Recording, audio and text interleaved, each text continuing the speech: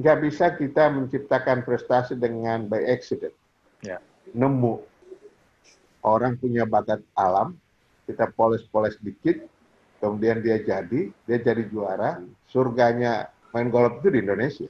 Wah, Iya, itu kayaknya saya yang harus mulai main golf nih biar tahu nih, Pak. ya olahraga apa saja lah.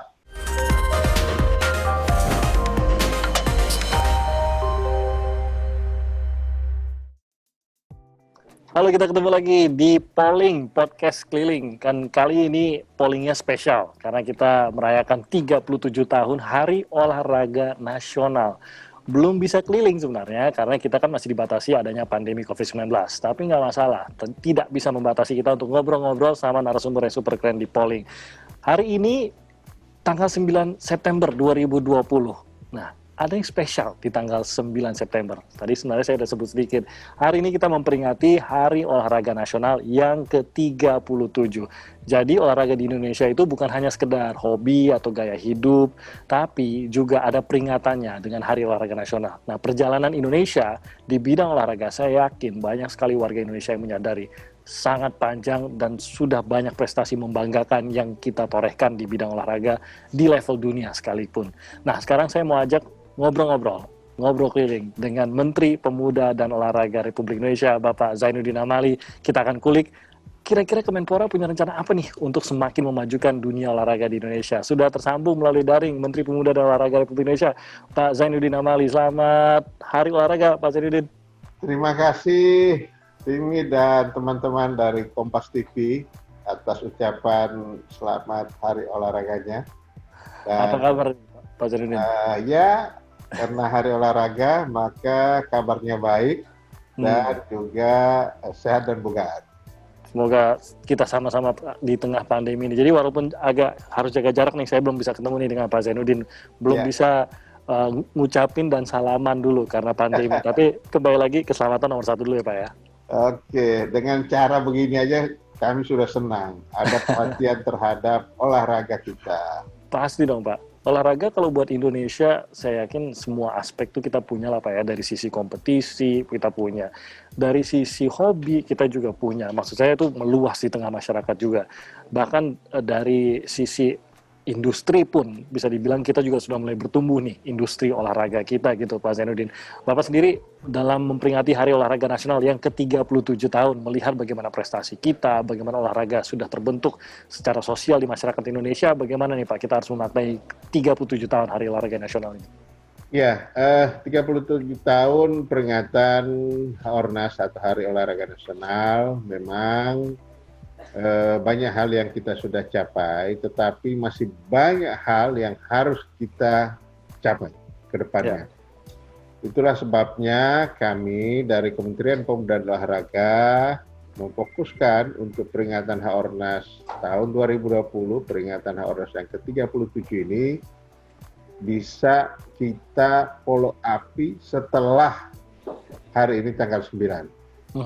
Jadi kalau sebagaimana biasanya di saat-saat normal sebelum pandemi, peringatan itu selalu kita lakukan di tempat di lapangan, di berbagai daerah, kita gilir lah.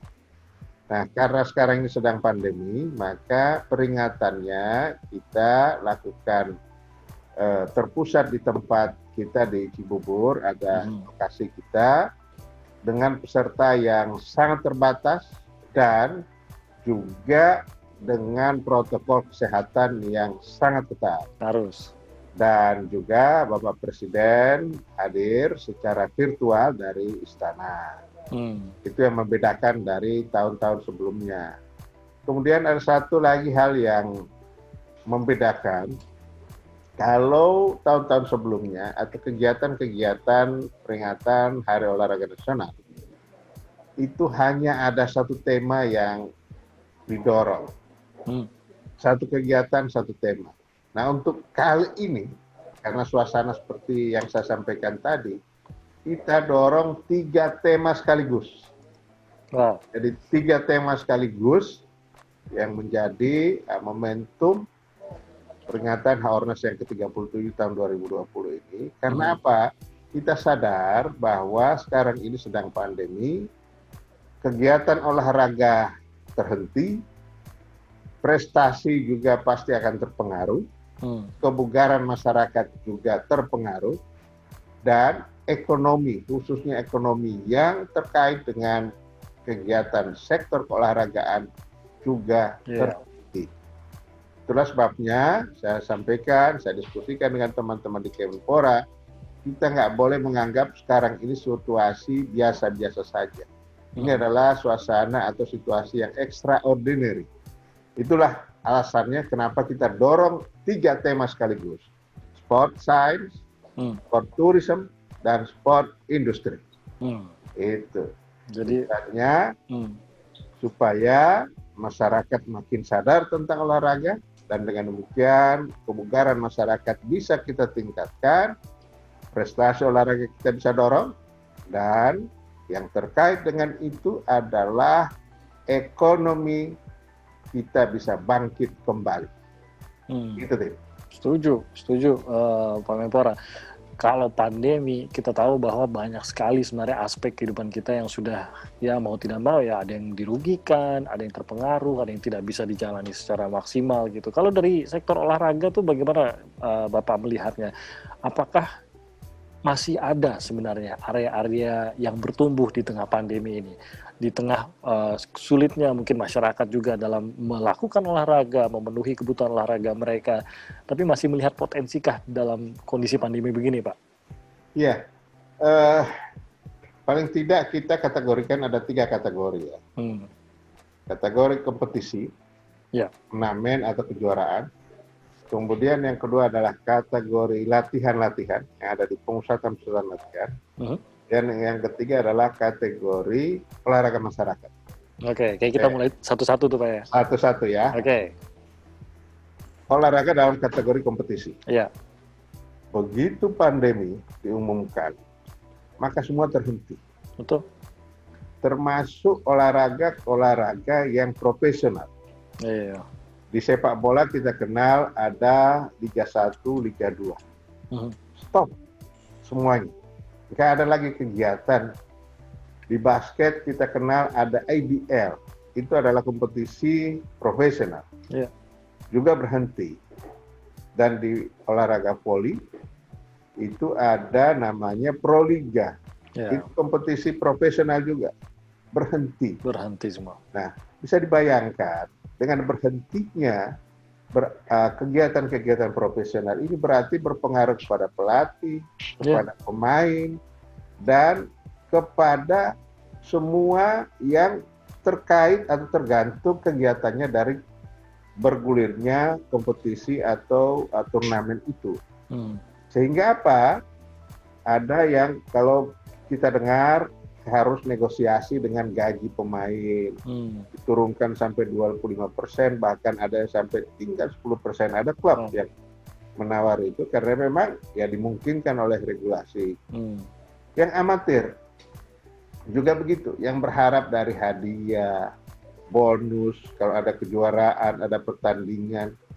Nggak ada pertandingan. Dari mana diharapkan hadiah, bonus, dan lain sebagainya. Nah, itu semua olahraga-olahraga yang masuk dalam kategori kompetisi, kejuaraan, turnamen, berhenti. Nah, yang kedua adalah kegiatan yang kaitan dengan olahraga latihan. Kita tahu bahwa di daerah-daerah itu ada pemusatan latihan daerah. Dalam rangka masing-masing daerah mempersiapkan kontingennya untuk ikut di dalam Pekan Olahraga Nasional yang ke-20 di Papua nanti. Terhenti. Adanya apa? Adanya adalah latihan mandiri dipandu secara virtual. Tetapi itu juga tidak akan maksimal. Jadi atlet juga work from home ya Pak ya? Betul. Training from home. Iya, apalagi yang ada di pemusatan latihan, yang persiapan untuk Olimpiade Tokyo. Yang harus ditunda. Itu juga akhirnya mereka harus latihan dari rumah secara mandiri, dipandu secara virtual oleh para pelatihnya. Ini berhenti semuanya. Nah, bisa dibayangkan, informasi yang saya dapat, berhenti 1 bulan saja, itu kita butuh waktu sekitar 7 bulan untuk memulihkan kembali. Wow. Jadi dampaknya luar biasa. Kategori yang ketiga adalah kategori olahraga masyarakat. Di gym. Kalau di Jakarta ada namanya Car Free Day. Kemudian di GBK itu sebelum sekarang kan sudah oke lagi, tetapi saat PSBB Jakarta dan tempat-tempat lain semua terhenti. Iya. Nah, karena orang dianjurkan untuk tetap berada di rumah, kerja dari rumah, Tidak sekolah dari berkerumun, rumah, ibadahnya di rumah, kan gitu ya. Iya. Nah, dengan demikian semua kegiatan keolahragaan ini berhenti Iya. dan kehidupan yang tergantung dalam kegiatan keolahragaan itu juga penghasilannya menurun, Iya. ekonominya. Itulah gambaran begitu pandemi, semua terdampak. Kalau tanya tadi seberapa jauh, sangat dalam, Iya. sangat terpukul. Sektor olahraga, baik itu pariwisatanya maupun industri yang terkait dengan olahraga. Iya. Itu kira-kira kondisinya. Apa sisi yang baik, Pak, yang kita bisa lihat dari munculnya pandemi ini? Kalau tadi Bapak menggambarkan memang olahraga tampaknya kalau dari penjelasan Pak Menpora tadi, wah sangat terpukul lah karena sisi olahraga. Bukan hanya aktivitas olahraga di masyarakat, bukan hanya pelatihan atlet-atlet kita, apalagi menjelang Olimpiade dan berbagai kompetisi lain yang juga terhenti secara global gitu. Tapi juga itu tadi banyak sebenarnya yang menggantungkan hidup pada olahraga dan aktivitas olahraga masyarakat. Contohnya Pak, kalau saya lari ke Senayan itu tukang somaynya saya nggak belanja, tukang somaynya nggak dapat penghasilan lagi deh. Padahal itu kebiasaan kita kan habis olahraga ngumpul makan itu menjadi ekonomi masyarakat juga gitu. Tapi mungkin pasti ada sisi yang baik lah di tengah berbagai hal negatif yang harus kita alami saat pandemi. Tapi sisi yang baik yang mungkin bisa dilihat sebagai menumbuhkan entah olahraga kah, entah kesadaran berolahraga kah, entah industri olahraga kah yang juga ikut justru sedikit demi sedikit justru melihat ada secercah cahaya di tengah pandemi gitu kira-kira Pak. Ya, begitu kejadian pandemi, akhirnya orang tersadar akan perlunya gerakan fisik, perlunya olahraga. Dulu mungkin tahu, tapi tidak disadari. Pokoknya tahu olahraga itu sehat pokoknya gitu ya. Bahwa dengan kebugaran tubuh yang baik, maka imun kita itu akan meningkat. Ya.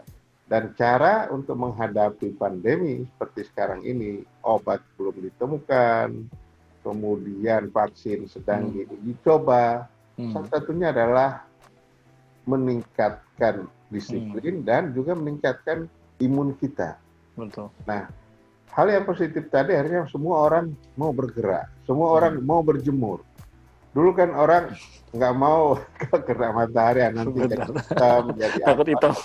Iya, tapi sekarang dicari orang kadang berjemur di 15 setengah jam, 15 menit setengah jam gitu, dan dia akhirnya jarang jalan, bergerak secara fisik karena akhirnya sadar. Itu yang positif yang pertama.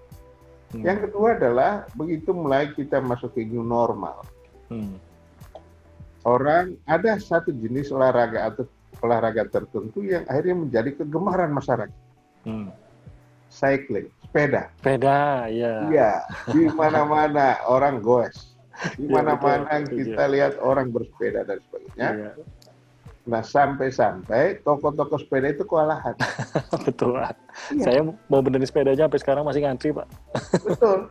Iya, kewalahan karena apa? Karena begitu banyak peminat. Nah, begitu banyak peminat, akibat apa? Akibat tersadarkan bahwa olahraga ini penting. Ya. Mungkin kalau hanya jalan, hanya muter-muter di komplek dan sebagainya, itu juga lama-lama bosan juga. Iya. Kalau dengan bersepeda, goes gitu ya, ada teman dan lain-lain.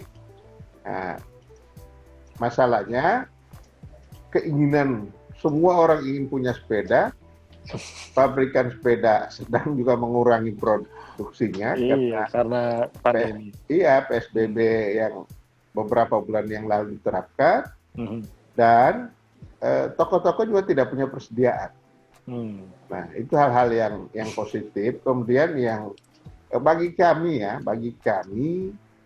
di Kementerian Pemuda dan Olahraga sebagai kementerian yang mengampu tentang pembinaan olahraga nasional, kita harus berpikir keras, harus kreatif untuk bisa melahirkan satu kebijakan ya yang untuk jangka panjang bisa kita jadikan sebagai panduan untuk pembinaan olahraga kita. Biar bertahan nih Pak ya, mumpung lagi semangatnya olahraga. Iya, gimana betul. Biar bertahan? Jadi pada saat kita PSBB, kita kerja dari rumah, WFH ya, saya komunikasi dengan teman-teman dan lain sebagainya.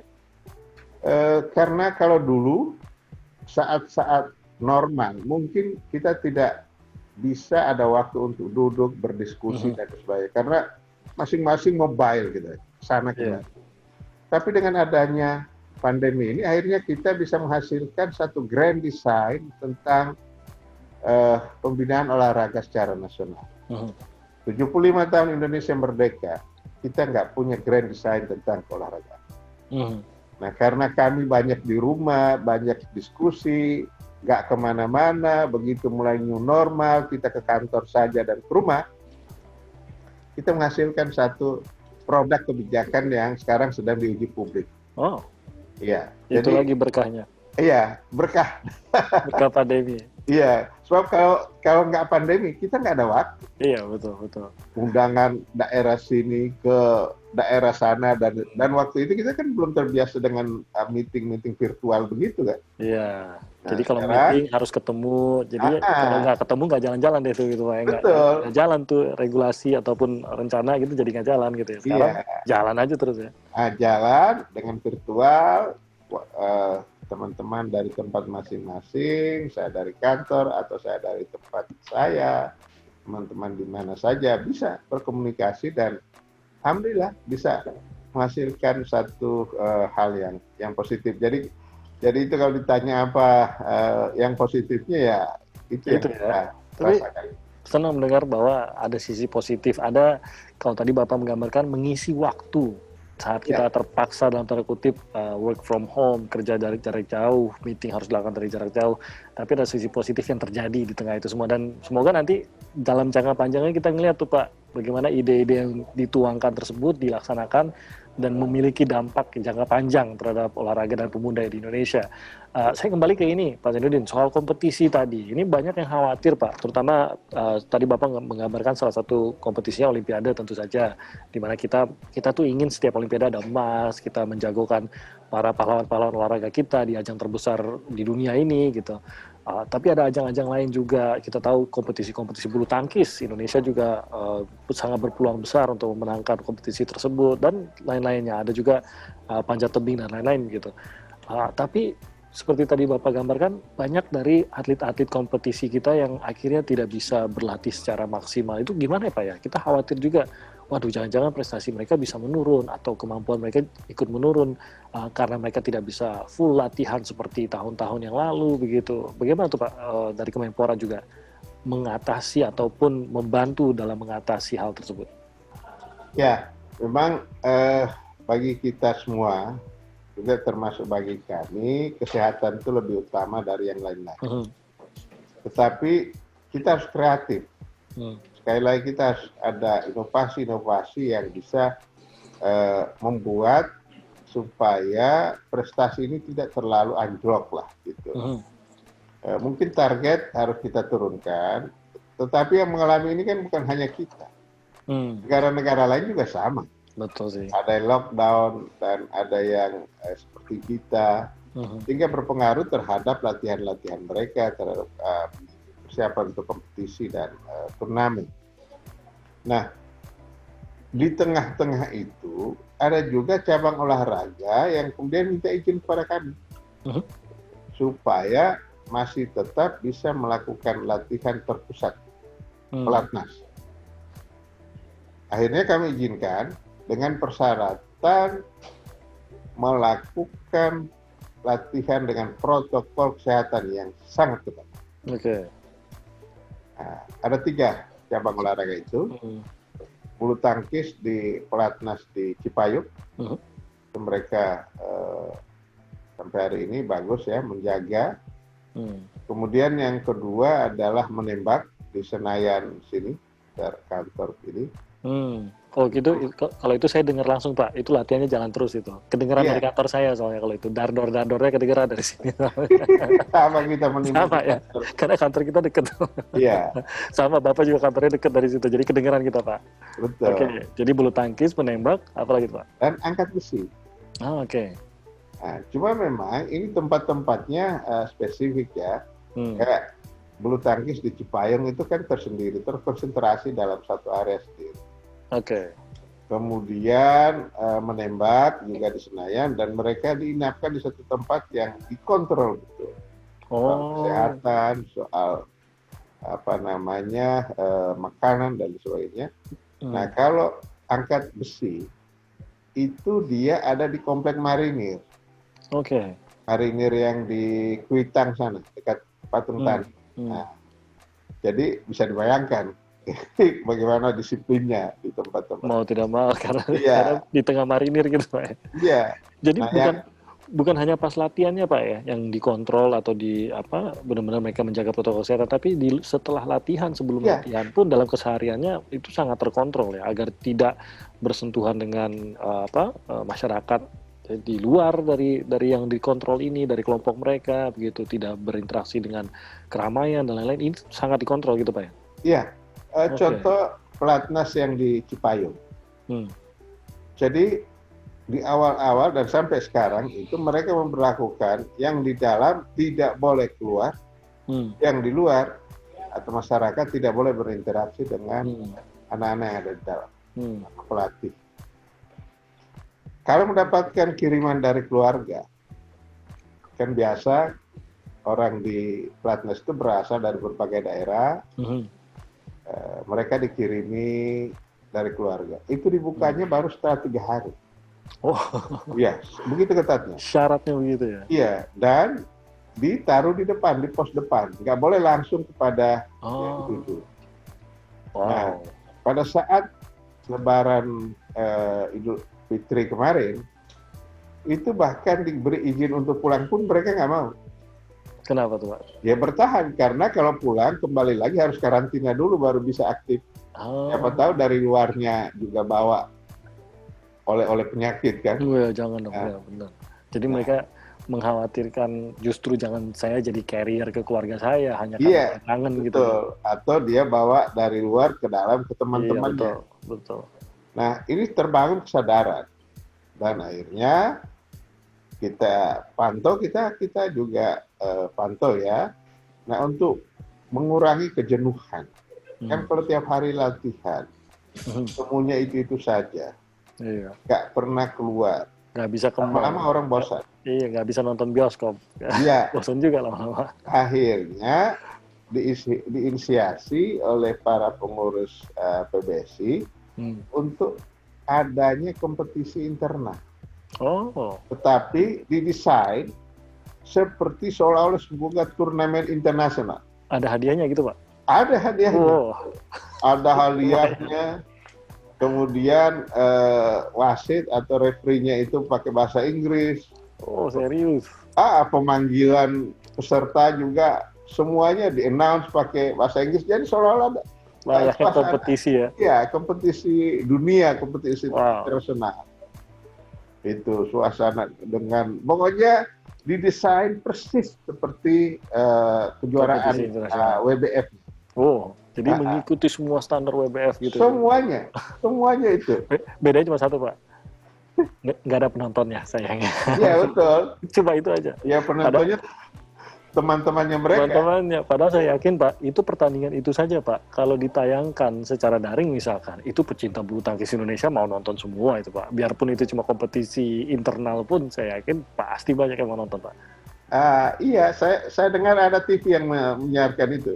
Oh, coba Kompas TV Pak, nanti kita ngobrol-ngobrol lagi. Siapa tahu.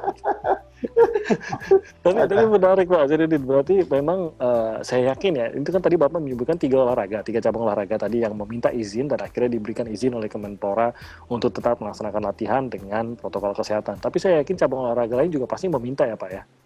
Iya, tapi kami tidak sangat bisa. tenang. Iya, karena dari awal saya sudah sampaikan supaya mengajukan kegiatannya dulu. Yang kedua adalah protokol kesehatan. Seperti apa penerapan Anda? Nah, baru kita fasilitasi untuk ketemu dengan waktu itu masih gugus tugas. Sebelum berubah jadi Satgas sekarang ya. Nah, itu. Saya bilang, kalau ada, nah rupanya mereka mengukur sendiri. Kemampuan untuk menjaga protokol mungkin tidak akan maksimal. Apalagi kalau dia olahraga yang body contact ya, mereka pasti susah untuk mengendalikan protokol bagaimana bisa dijalankan dengan baik. Nah, ini cuma 3 itu. Terakhir ada panahan. Panahan minta izin, kita izinkan juga. Yang penting persyaratannya ketat betul dengan kelihatan sih bahwa itu kompetisi yang diizinkan itu kompetisi yang tidak ada kontak badan langsung ya, seperti pebulu tangkis kan masih terpisah oleh netnya begitu. Tapi kalau gulat atau misalkan silat gitu, rasa saya nggak mungkin, belum bisa lah ya Pak ya diberikan latihan. Jadi diserahkan kepada asosiasi masing-masing atau kelompok masing-masing untuk meneruskan latihan ya Pak ya. Dan gimana menjaga kualitas latihannya itu otomatis sulit dong Pak ya. Iya. Pasti tidak maksimal. Misalnya untuk sepak bola, itu kan tim. Nggak mungkin secara individu dia bagus, kemudian begitu digabung dia juga bisa jadi bagus semuanya. Nah, tetapi dalam perjalanannya, karena kita harus mempersiapkan timnas kita untuk U20 tahun depan, mulai cari bentuk latihan secara fisik langsung, tetapi tetap menjaga protokol. Sebelum masuk dalam pelatnas mereka di swab PCR. Kemudian setiap mau latihan ada juga tes rapid yang cepat. Kalau ada gejala langsung dikeluarkan dan sebagainya. Dengan batasan-batasan itu. Iya, betul. Pak, saya mau bahas yang tadi nih, yang Pak Zainuddin sudah menyebutkan mengenai tema-tema tadi. Yang menarik buat saya ini sebenarnya sport science, Pak. Karena kalau kita lihat banyak negara-negara maju, apalagi negara yang mungkin kita melihat pesat begitu ya, bagaimana bertumbuh di dalam kompetisi olahraga begitu, sangat bergantung dan mendayagunakan sport science mereka. Nah, menarik bagaimana Kemenpora mengangkat tema ini juga untuk perayaan Hari Olahraga Nasional ke-37 tahun ini. Apakah ini karena untuk menarik perhatian pada sport science atau mungkin menarik minat pada penggunaan dan pengolahan sport science kah? Atau justru sudah merayakan bahwa wah kita sudah menggunakan sport science dengan baik? Ini yang mana nih Pak yang akan kita lihat nih ke depannya nih Pak? Iya, negara-negara lain itu sudah menyertakan sport science untuk mendampingi pembinaan olahraga. Jangankan kita sebut seperti Tiongkok, Jepang, Korea, Amerika atau negara-negara Eropa itu sudah lama ya. Science, ya. Itulah kunci kemenangan besar mereka selalu di setiap kompetisi ya Pak. Iya. Nah, kita bukan tidak sadar. Tahun 80-an informasinya sport science ini sudah mulai diperkenalkan. Tetapi implementasinya yang tidak ada. Nah, akhirnya dengan kesadaran bahwa tidak ada prestasi yang maksimal yang bisa kita capai tanpa didampingi oleh sport science. Itulah sebabnya kenapa pada peringatan HORNAS ke-37 ini kita dorong salah satu temanya adalah sport science. Sehingga akan terbangun kesadaran di lingkungan olahraga kita, para stakeholders olahraga kita mau nggak mau harus menggunakan sport science untuk prestasi yang maksimal. Dan bukan cuma itu, untuk olahraga masyarakat juga dibutuhkan sport science. Dengan sport science bisa terukur semuanya. Iya. Bukan menduga-duga, misalnya karena bakat alam ditemukan seseorang jadi juara, tetapi dia tidak didesain dengan baik untuk menuju juara itu. Dengan sport science, orang bisa diukur misalnya kemampuan menghirup Oksigennya. PO2 max dalam waktu 1 menit misalnya. Kemudian kemampuan orang denyut nadinya seperti apa, nutrisi yang dibutuhkan untuk memaksimalkan performa gitu ya. Betul. Karena masing-masing cabang olahraga itu berbeda-beda nutrisi yang dibutuhkan. Belum lagi bicara tentang proporsional secara fisik. Misalnya olahraga yang mengandalkan tangan, kekuatan antara tangan kanan dan tangan kiri itu dengan sport science bisa dilihat. Terukur ya? Iya, mana yang lebih dominan dari si atlet itu. Yang kuat tentu dikuatkan, yang lemah ditingkatkan supaya menjadi kuat. Kaki misalnya seperti sepak bola, itu kan semua kaki. Iya. Nah, si atlet ini mana yang kuat ya? Lebih dominan kanan kah atau kiri kah? Sekaligus ini untuk menempatkan dia cocoknya di posisi mana. Itu. Jadi nggak nebak-nebak Pak ya, ini kayaknya gayanya cocoknya ini kayaknya orangnya cocok, nggak nebak-nebak lagi ya. Nggak bisa. Dan dengan sport science ini orang bisa juga didampingi dengan ahli nutrisi. Ini porsi makanannya seperti apa. Kalau kita kan yang penting kenyang. Ya, rata-rata kita kan begitu. Belum lagi kalau masalah orang kita itu kan ya belum makan nasi nggak kenyang, jadi nggak ada lagi tuh ukuran nutrisinya gitu ya. Nggak ada.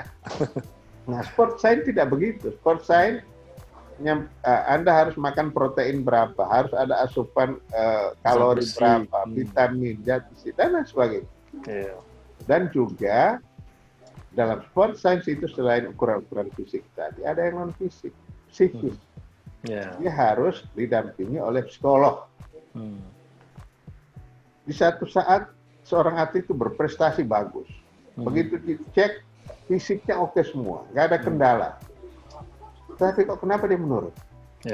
Di situ fungsinya psikolog. Mungkin saja si anak ini ada masalah. Nah, di situ akan ada treatment secara psikologi. Itu sport science itu menyangkut yang seperti itu semuanya. Wow, ini kalau kita bisa menggarap gitu Pak ya, saya yakin sih sebenarnya kembali lagi ini science, ini sesuatu yang terukur begitu, bisa dihitung, solusinya rasanya lebih pasti dibandingkan kita hanya kayaknya dan kira-kira gitu. Prestasi olahraga kita seharusnya secara sains pun akan pasti ada peningkatan. Apakah itu sampai level yang kita inginkan ya itu hal yang lain gitu, tapi pasti akan ada peningkatan. Tapi sport science ini kan sesuatu yang multidisiplin gitu Pak. Ada banyak hal, tadi Bapak menggambarkan seperti nutrisi, psikologi juga. Di luar itu ada pengukuran, ada pengkondisian dan lain-lain. Nah, bagaimana Pak kita bisa memenuhi semua hal tersebut? Atau paling tidak langkah awalnya apa yang bisa kita lakukan agar sport science ini mulai perlahan-lahan, setidaknya untuk kompetisi, sudah mulai bisa kita terapkan?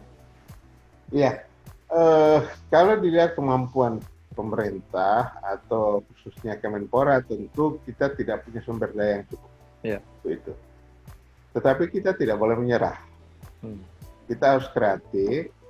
Maka saya mendorong untuk penempatan laboratorium sport science itu di perguruan tinggi.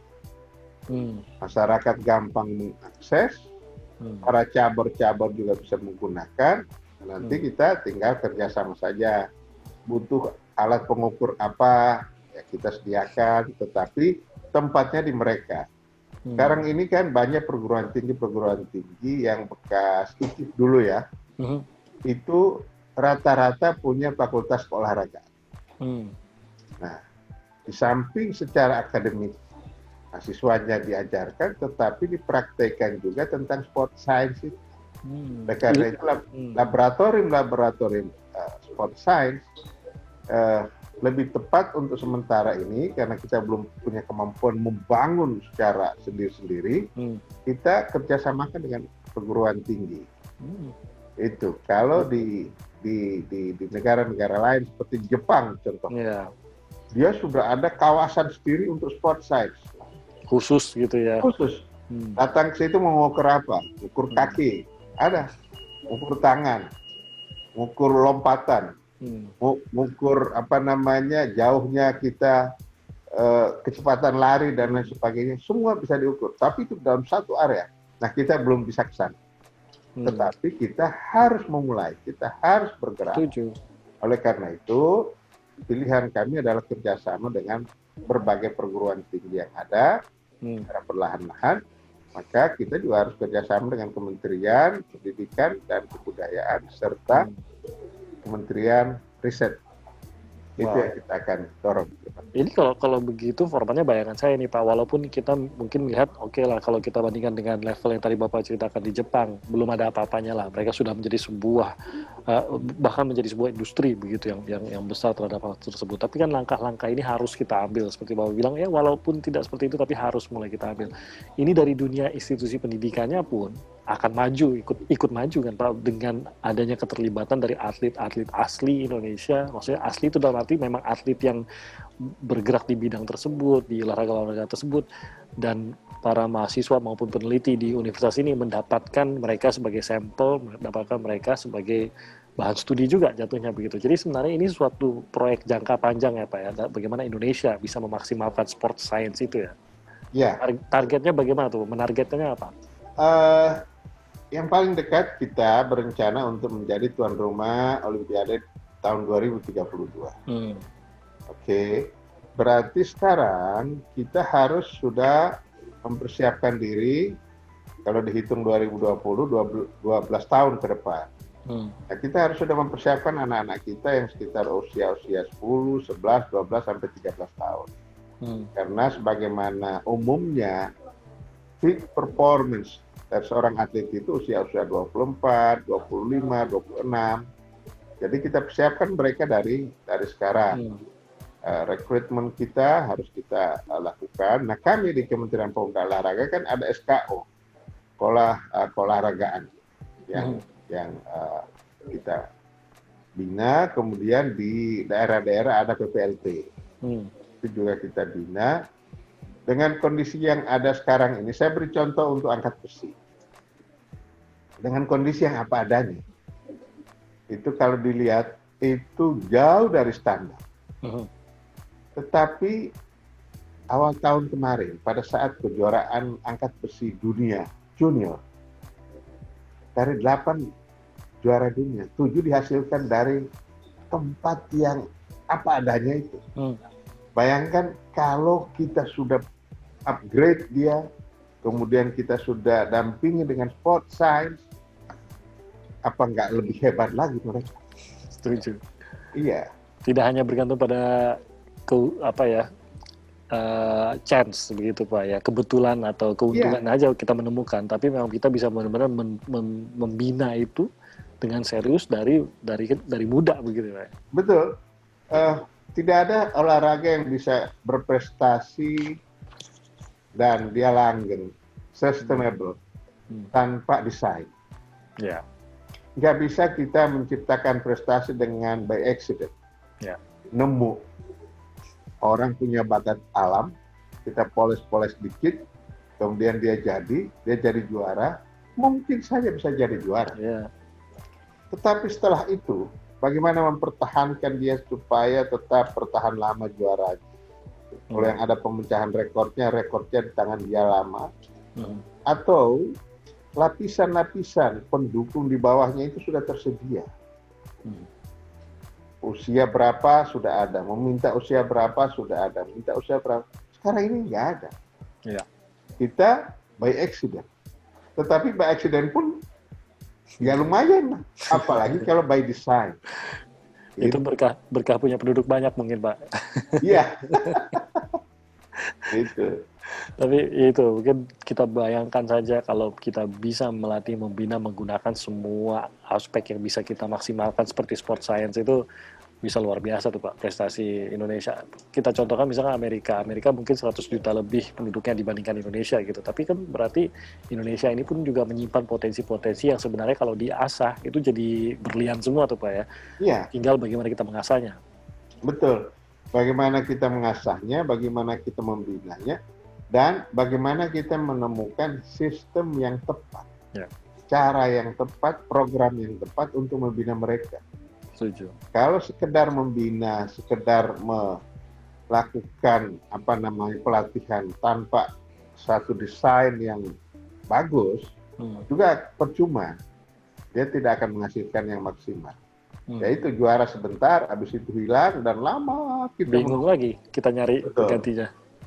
Dengan negara-negara lain itu sudah berlapis-lapis. Thailand misalnya, Ya. bidang olahraga apa, itu sekarang seniornya sedang ada. Kemudian muncul yang di bawahnya, Dan itu bukan hanya 1-2 orang, puluhan bahkan ratusan yang saya dengar informasinya. Wow. Itu. Oke, saya mau bergeser lagi Pak, dari sport science, saya mau ke sports industry. Kayak sports industry ini juga menjadi sesuatu yang menjadi potensi juga. Kalau misalkan tadi Bapak beri contoh sepeda, dari sepeda saja mungkin banyak juga nih pembuat atau produsen sepeda di Indonesia yang meraup keuntungan atau bertumbuh di tengah kondisi pandemi. Nah, baik sedang kondisi pandemi ataupun pasca pandemi, apa yang bisa dilakukan dari Kementerian Pemuda dan Olahraga untuk mendukung sports industry di Indonesia juga nih Pak? Ya, olahraga sekarang ini dimanapun tidak bisa dipisahkan dengan industri. Dan olahraga sudah menjadi industri. Nah, apa yang kita akan tuju adalah di samping penggunaan produk-produk industri dalam negeri yang berkaitan dengan kegiatan keolahragaan, juga jasa. Jadi industri jasa dan industri barang. Itu yang akan kita dorong. Karena itu beberapa hari yang lalu kami ada penandatanganan kerjasama saya dengan Menteri Perindustrian untuk kita dorong. Dan ternyata dari hasil evaluasi kita banyak juga yang nggak match. Jadi orang di industri sedang menunggu, orang di olahraga juga menunggu. Apa yang bisa kita gunakan?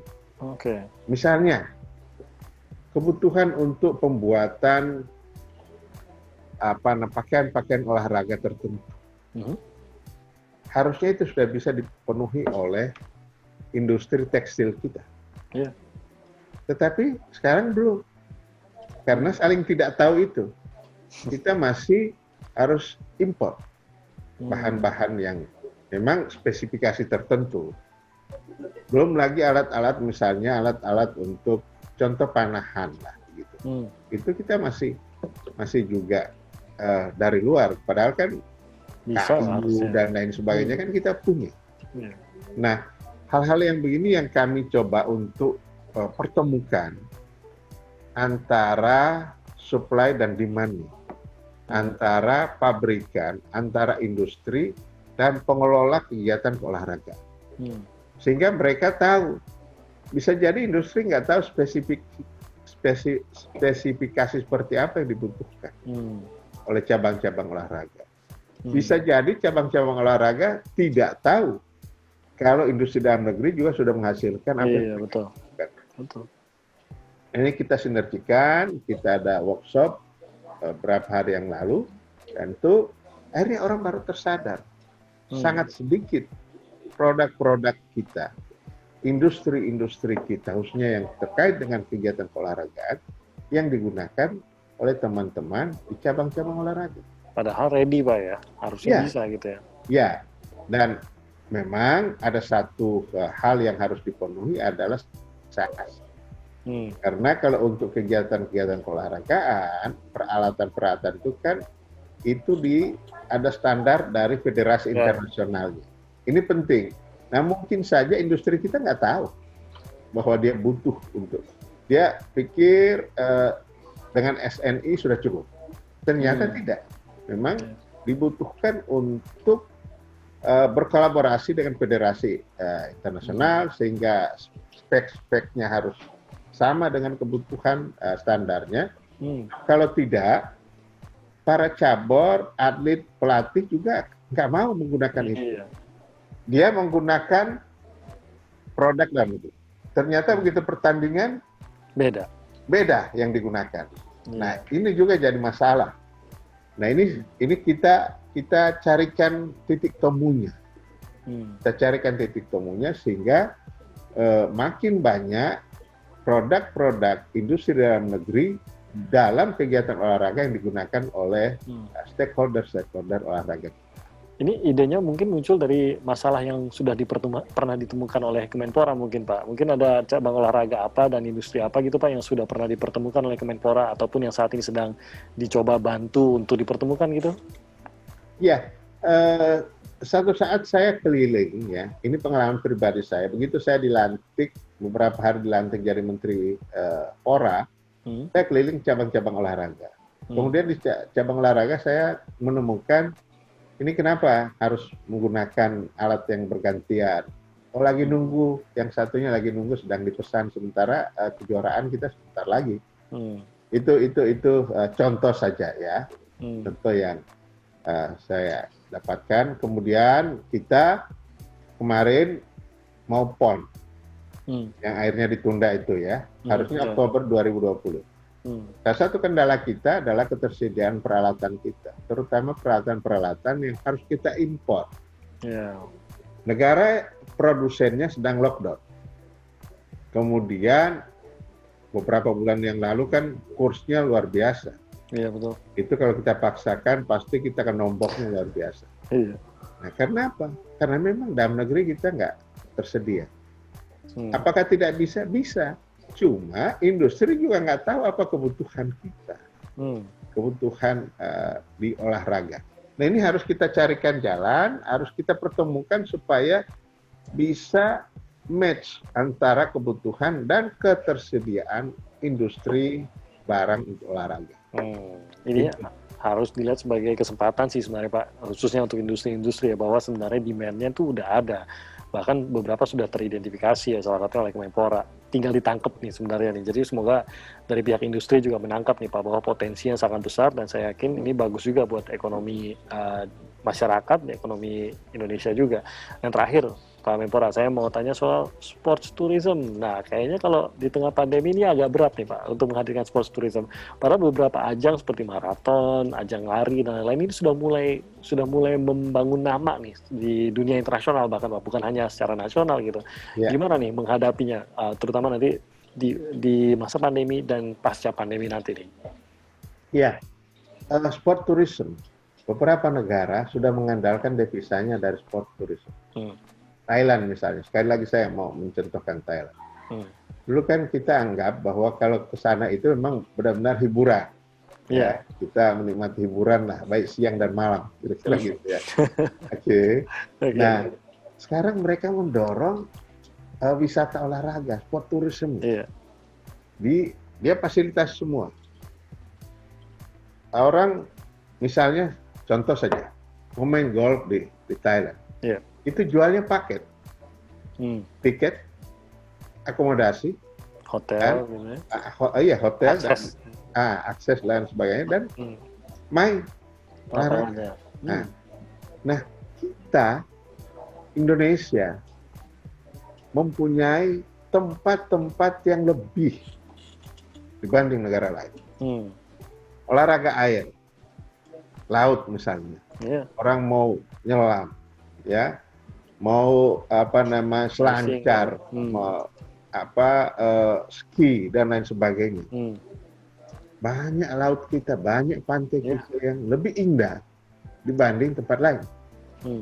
Orang mau terbang layang, para layang dan sebagainya. Angin kita stabil, nggak berubah-ubah, ya paling dinamis saja. Itu menjadi tujuan wisata olahraga yang senang dengan begitu. Belum lagi olahraga petualangan, yang hiking, yang naik gunung dan lain sebagainya. Gunung itu juga banyak. Kemudian panjat tebing. dan olahraga-olahraga lainnya. Di samping itu juga ada yang sudah tadi tim sampaikan bahwa ada yang sudah bahkan bukan branding nasional, sudah internasional. Betul. Tour de Singkarak. Iya. Ya, walaupun awalnya itu namanya cuma untuk Sumatera Barat. Saya dengar sekarang sudah lebih dari satu provinsi, tetapi namanya tetap Tour de Tour de Singkarak. Singkarak. Sudah bekennya begitu soalnya. Iya. Kemudian Tour de Ijen yang digagas oleh Banyuwangi. Tour de Flores juga ada. Kemudian lari Borobudur Marathon. Borobudur Marathon, Nah, ya. itu punya Kompas itu. Wah, Bapak ingat aja. Iya, Kompas TV lah. Gitu. Itu kita memang membanggakan itu sih, Pak. Iya, betul. Karena eventnya rame, banyak orang yang sudah sangat tertarik. Dan banyak orang datang. Banyak orang datang. Banyak orang datang, mereka menikmati. Mereka nggak pikir menjadi juara Borobudur Marathon. Betul. Tapi bagaimana datang ke Indonesia, menikmati Indonesia, menikmati kulinernya, menikmati wisatanya. Orang lari berapa sih? Lari berapa jam? Iya. Dan nggak mungkin dia stay hanya jam-jam itu. Sebelumnya dia sudah persiapan berhari-hari, setelah itu dia akan menikmati juga berhari-hari. Ya nonton wayang, dia pergi ke daerah wisata, segala macam. Ada kuliner. Nah, ini yang kita harus jual. Tetapi kita harus packaging dengan bagus. Seperti contoh yang tadi itu. Di Thailand itu. Ya, kita jual dengan tiket, dengan sudah satu paket. Orang mau ikut Borobudur Marathon misalnya, ya sudah pasti akan tiketnya sudah include di situ, akomodasi sudah di situ, menikmati wisata. Merapi gitu Pak ya, langsung masuk gitu. Ada tambahan karena penyelenggaranya adalah TV, maka dia pasti akan diwawancarai oleh Kompas TV. Saja. Bisa dibicarakan, Pak. Iya, satu paket itu. Setuju. Satu paket. Lebih menarik minatnya dia, Pak ya. Betul. Nah, kita masih kurang di situ. Kita masih kurang membungkus, packaging kelebihan-kelebihan kita itu. Lapangan golf luar biasa banyak. Dan menurut informasi, surganya main golf itu di Indonesia. Wah. Iya. Kayaknya saya harus mulai main golf nih biar tahu. Ya olahraga apa saja lah. Nah, itu yang kita tidak sadar. Makanya kami dorong dalam Haornas ke-37 ini 3 tema sekaligus. Sport science, sport tourism, dan sport industry.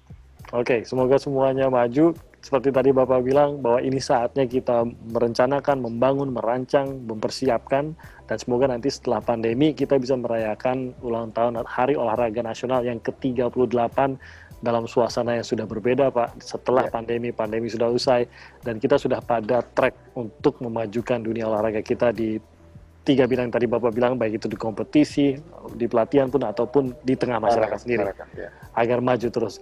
Pak Zainuddin Amali, Menteri Pemuda dan Olahraga, terima kasih banyak atas waktunya bersama kami di Polling Podcast Keliling. Sehat terus, Pak Menteri, dan maju terus olahraga Indonesia. Maju olahraga, salam sehat, salam bugar. Salam olahraga, salam sehat, salam bugar. Sampai jumpa Pak Menteri, terima kasih banyak Pak atas waktunya. Oke, Timothy. Terima kasih.